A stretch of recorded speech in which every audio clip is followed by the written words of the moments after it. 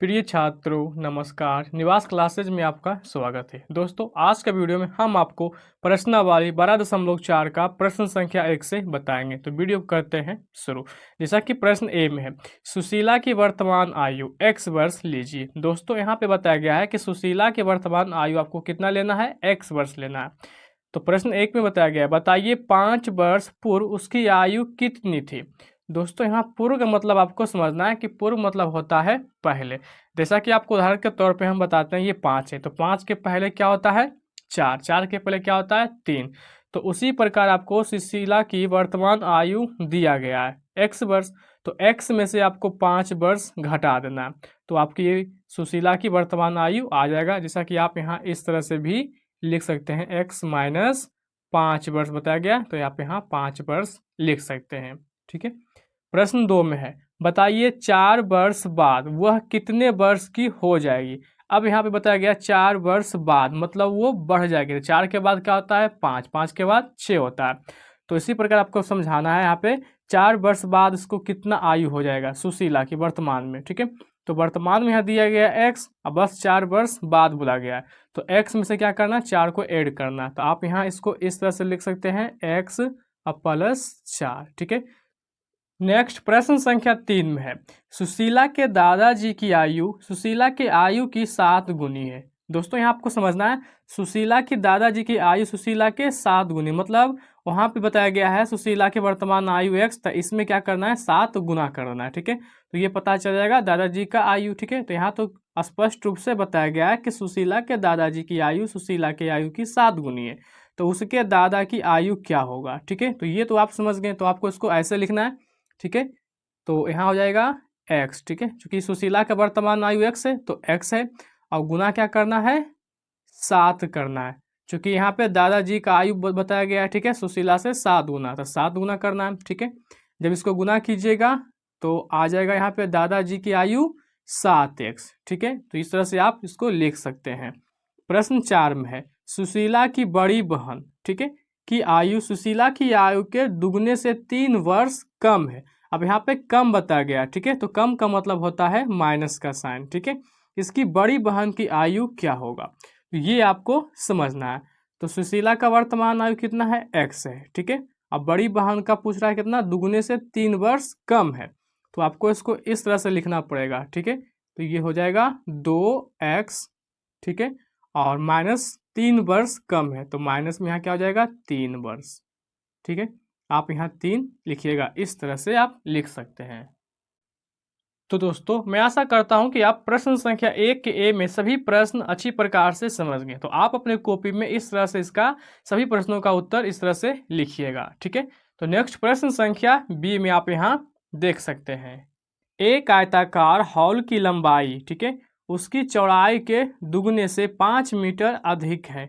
यदि चौड़ाई b metre है तो लंबाई क्या है, ये आपको ज्ञात करना है। ठीक है। चलिए इसको कैसे हल करते हैं ये आपको हम समझाते हैं। तो दोस्तों पहले आपको लिखना है हल। ठीक है। उसके बाद प्रश्न में दिया गया था, आपको उसके अनुसार से लिखना है। तो पहले आप यहाँ लिखिएगा प्रश्न से। ठीक है। प्रश्न से इस तरह से आप पहले लिख दीजिएगा। अब आपको प्रश्न के अनुसार से यहाँ लिखना है जो कि प्रश्न में दिया गया था, आयताकार हॉल की चौड़ाई पहले। ठीक है। तो आपको ये लिखना है यहाँ पे आयताकार, आयताकार, ठीक है, हॉल की चौड़ाई बराबर, इस तरह से आपको लिखना है। इस तरह से लिखने के बाद अब आपको पुनः प्रश्न को देखना है। यहाँ आपको प्रश्न में दिया गया है कि आयताकार हॉल की लंबाई उसकी चौड़ाई के दुगने से 5 मीटर अधिक है। बस आपको ये लाइन को अच्छी प्रकार से लिखना है। इस प्रकार से लिखने के बाद कि हॉल की लंबाई उसकी चौड़ाई के दुगने से 5 मीटर अधिक है। ठीक है। अब आपको ज्ञात करना है, इसीलिए तो अब आपको यहाँ पे लिखना है हॉल की लंबाई। ठीक है। तो यहाँ लिख लेते हैं हॉल की लंबाई, चूंकि ये आपको निकालने कहा गया है। इस प्रकार से लिखने के बाद अब आपको ज्ञात करना है हॉल की लंबाई। दोस्तों यहाँ आयताकार हॉल की चौड़ाई दिया गया है 20 मीटर। ठीक है। तो लंबाई आपको बताना है, जैसा कि यहाँ पे लिखा गया है हॉल की लंबाई उसकी चौड़ाई के दुगने से 5 मीटर अधिक है। ठीक है।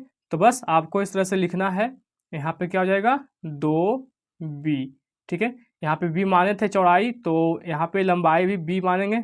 और दुगुना से कितना है बताया गया है 5 मीटर अधिक है, तो अधिक के लिए प्लस का साइन इस्तेमाल करेंगे। ठीक है, तो इस तरह से आप निकाल सकते हैं हॉल की लंबाई। तो ये इसका राइट आंसर है। तो मैं आशा करता हूँ कि आप प्रश्न संख्या बी भी अच्छी प्रकार से समझ गए। आप चाहें तो इसका स्क्रीनशॉट ले सकते हैं। ठीक है, तो इसी प्रकार से प्रश्न संख्या सी को हल करेंगे। तो प्रश्न संख्या सी को आप देख सकते हैं जैसा कि यहाँ दिया गया है सी में। ठीक है, एक आयताकार बक्से की ऊंचाई h सेमी है। दोस्तों यहाँ बक्से का ऊंचाई दिया गया है h सेमी। ठीक है, इसकी लंबाई ऊंचाई की 3 गुनी है और चौड़ाई लंबाई से 7 सेमी कम है। तो बक्से की लंबाई और चौड़ाई को ऊंचाई के पदों में व्यक्त कीजिए।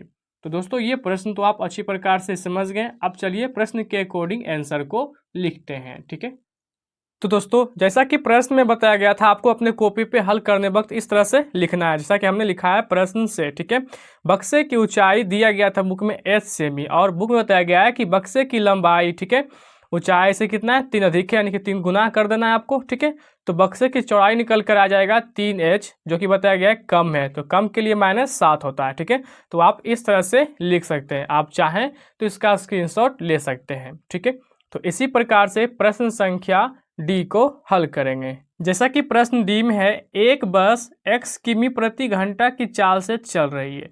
दोस्तों यहाँ बस की चाल दिया गया है x किमी प्रति घंटा। ठीक है, तो ये लाइन तो आप समझ गए।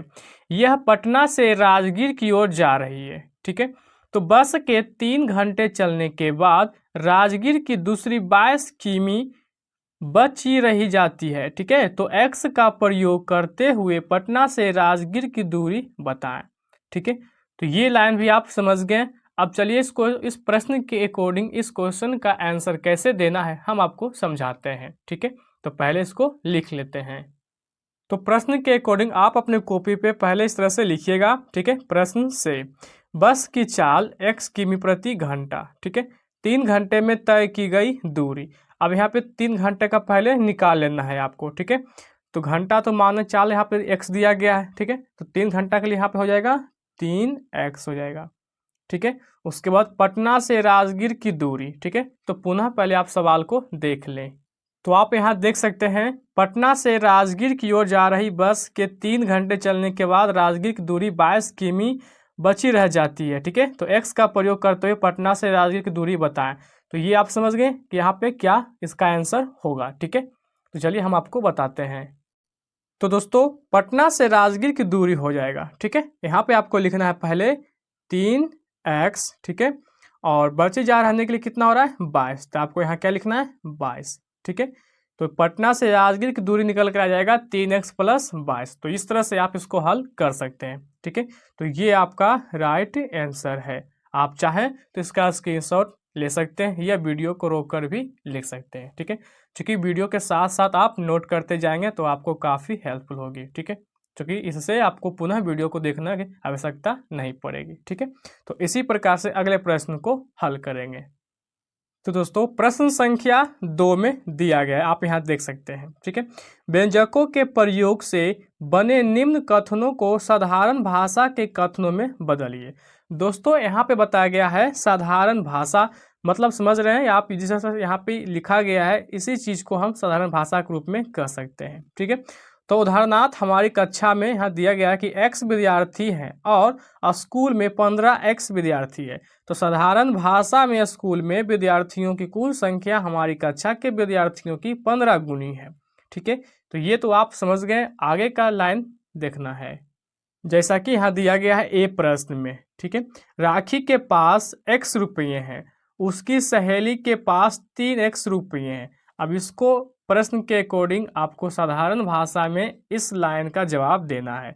दोस्तों इसमें टोटल डी तक का प्रश्न है, मतलब ये 4 प्रश्न है, चारों को आपको साधारण भाषा में उत्तर देना है। ठीक है, तो चलिए पहले इसका उत्तर दे देते हैं। ठीक है, तो दोस्तों प्रश्न 2 के ए में उसके अनुसार से उत्तर इसका हो जाएगा राखी की सहेली के पास राखी से 3 गुनी है। ठीक है, ये आपको इस तरह के साधारण के भाषा में आपको जवाब देना है। ठीक है, तो प्रश्न बी में आपको दिया गया है, तो पहले प्रश्न बी को आप अच्छी प्रकार से समझ लें। ठीक है, तो देखिए प्रश्न बी में क्या है। तो दोस्तों प्रश्न संख्या बी में है, एक अभ्यास पुस्तिका का मूल्य ₹P है। ठीक है, यहाँ बताया गया आपको कि एक अभ्यास पुस्तिका है जो उसका मूल्य कितना है, ₹P है। तो उसी तरह का एक पुस्तक का मूल्य यहाँ पे दिया गया ₹4P है। ठीक है, तो इसको भी आपको क्या करना है, साधारण भाषा में उत्तर देना है। तो इसका आंसर आपको कैसे देना है, तो इस प्रश्न के अकॉर्डिंग इसका उत्तर आपको लिखना है, पुस्तक का मूल्य अभ्यास पुस्तिका के मूल्य के 4 गुना है। इस तरह से आपको सरल भाषा में लिखना है। तो पहले उस चीज़ को लिख लेते हैं। ठीक है दोस्तों, इसी प्रकार से आपको आंसर लिखना है बी का, कि पुस्तक का मूल्य अभ्यास पुस्तिका के मूल्य से 4 गुना है। इस तरह के साधारण भाषा से आपको लिखना है। ठीक है, तो अगला प्रश्न सी को हल करेंगे। सी में दिया गया है, सुरेश के पास 22 बकरियां हैं। ठीक है, तो रमेश के पास 22/4 बकरियां हैं। अब इस प्रश्न के अकॉर्डिंग भी आपको साधारण भाषा में ही उत्तर देना है। ठीक है, तो चलिए इसको पहले हल करते हैं। तो दोस्तों प्रश्न के अकॉर्डिंग आपको इस तरह से पहले लिखना है, रमेश के पास सुरेश की बकरियां का चौथाई भाग है। ठीक है, जैसा कि प्रश्न में दिया गया था। तो नेक्स्ट प्रश्न संख्या डी में है, मोहन की आयु 8 वर्ष है। ठीक है, ये तो आप समझ गए कि मोहन की आयु 8 वर्ष है। उसके पिताजी की आयु 4 वर्ष है। ठीक है, यहाँ भी आप समझ चुके हैं कि पिता की आयु कितना 4 वर्ष है, और उसकी माँ की आयु 4R-5 वर्ष है। तो ये भी आप समझ चुके हैं। अब इस क्वेश्चन का जवाब आप कैसे साधारण भाषा में दीजिएगा। तो दोस्तों चिंता करने की विषय नहीं, हम आपको बताते हैं इसको कैसे लिखना है। ठीक है, तो चलिए इस प्रश्न तो आप समझ गए। इस प्रश्न के उत्तर के अनुसार से आपको सरल भाषा में हम आपको उत्तर देकर बताते हैं। तो दोस्तों प्रश्न के अकॉर्डिंग आपको इस तरह से आंसर लिखना है। ठीक है, कि मोहन के पिता की उम्र मोहन से 4 गुनी है। ठीक है, जैसा कि प्रश्न में दिया गया था, तथा उसकी माँ की उम्र पिता की उम्र से 5 वर्ष कम है। ठीक है, ये स्पष्टता तो आप समझ गए। तो मैं आशा करता हूं कि आप प्रश्न संख्या 2 में सभी प्रश्न अच्छी प्रकार से समझ गए। तो आप चाहें तो इसका स्क्रीनशॉट ले सकते हैं। ठीक है, तो जैसा कि प्रश्न 3 के ए में दिया गया है, सपना की आयु x वर्ष दी हुई है। दोस्तों यहाँ सपना की आयु दिया हुआ है x वर्ष। ठीक है, तो बताइए x + 5 और x - 3 क्या दर्शाएंगे। आपको इस प्रश्न का उत्तर साधारण भाषा के तौर पर ही देना है। ठीक है, तो चलिए इस प्रश्न का उत्तर हम आपको देकर समझाते हैं। तो दोस्तों प्रश्न के अकॉर्डिंग आपको लिखना है, जैसा कि प्रश्न में दिया गया था x + 5 और x - 3।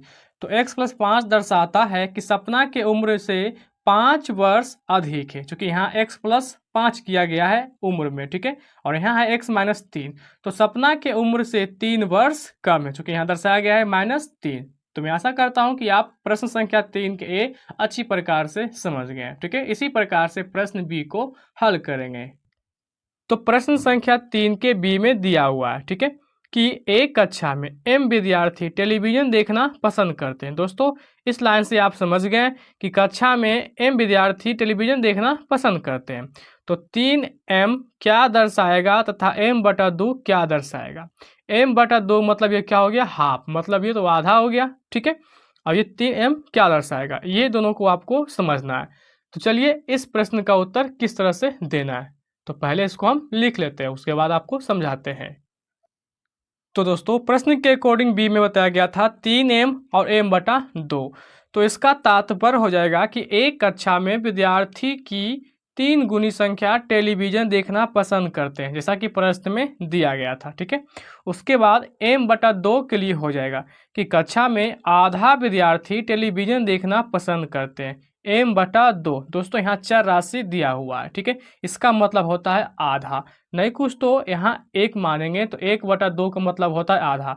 जैसे कि मान लीजिए ये 4 है, तो 4 के आधा कितना होता है, 2 होता है। लेकिन ये 2 कैसे प्राप्त होता है, यहाँ पे 2 से भागा दिया जाता है, क्योंकि यहाँ हाफ होता है 1/2, तो 1/2 से भागा दिया जाता है, तो कटने पे क्या आता है 2। इसीलिए आप कह सकते हैं कि 4 के आधा 2 होता है। तो इस एग्जाम्पल से आप ये चीज़ को समझ गए हैं कि m/2 का मतलब होता है आधा। ठीक है, तो दोस्तों मैं आशा करता हूं कि आप प्रश्न संख्या 3 के ए और बी दोनों प्रश्न अच्छी प्रकार से समझ गए। तो इसी के साथ 12.4 के सभी प्रश्न अच्छी प्रकार से सॉल्व हो चुके हैं। दोस्तों अगर आपको थोड़ी सी भी समझने में कठिनाई हो रही है तो आप हमें कमेंट बॉक्स में कमेंट कर सकते हैं। मेरा प्रयास रहेगा कि आप इस सभी क्वेश्चन को अच्छी प्रकार से समझ सकें। ठीक है, धन्यवाद।